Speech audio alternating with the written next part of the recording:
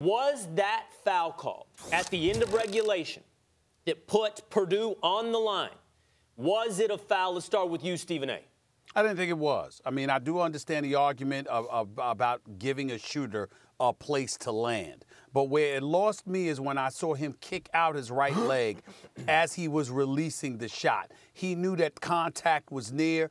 Clearly, the defender was trying to contest the shot. Lamonte was trying to contest the shot while in the same time contorting his body in such a way that enabled him to move out the way of the shooter.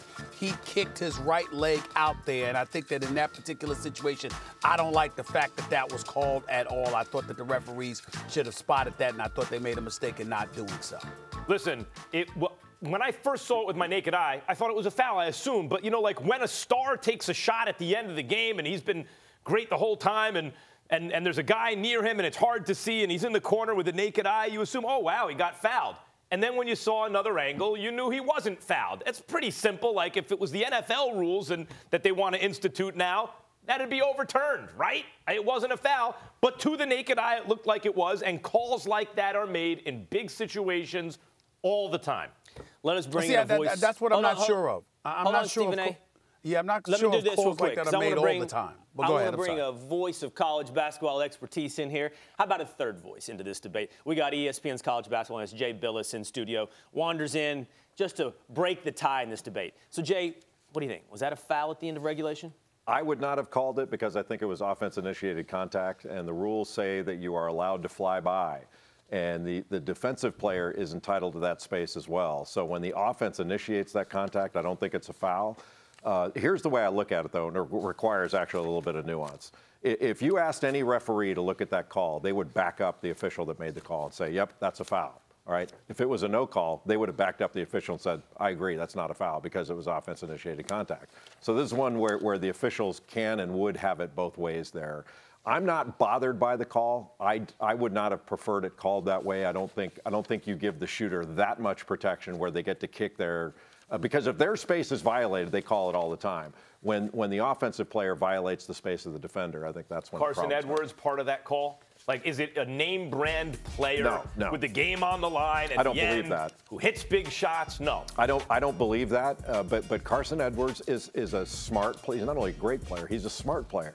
And so that was a smart play on his part. The best I've ever seen at that in college was a guy named Colin Falls at Notre Dame. He used to kick his leg out. And, I mean, Reggie Miller did it forever in the NBA. It's what shooters do.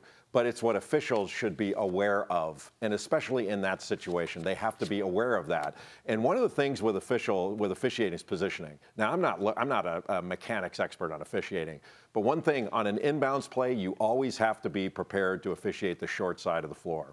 And wherever the ball's being inbounded underneath, it almost always goes to the short side of the floor. So that's where you have to be positioned to be able to see that. Because the referee couldn't have seen if his feet were on the end line, on the sideline, they couldn't have seen it where they're positioned. Let me chime in here. Let me chime in here and say this. Let's take into account the situation as well, because sometimes we act like situational circumstances don't really factor into the equation, or it shouldn't. But the fact of the matter is, sometimes it should. You're down 2 with 1.7 seconds left, and a call like that, if Edwards had made all 3 free throws, they win the game on that call. See, something like that really bothers me. I totally agree with what Jay Bilas is saying.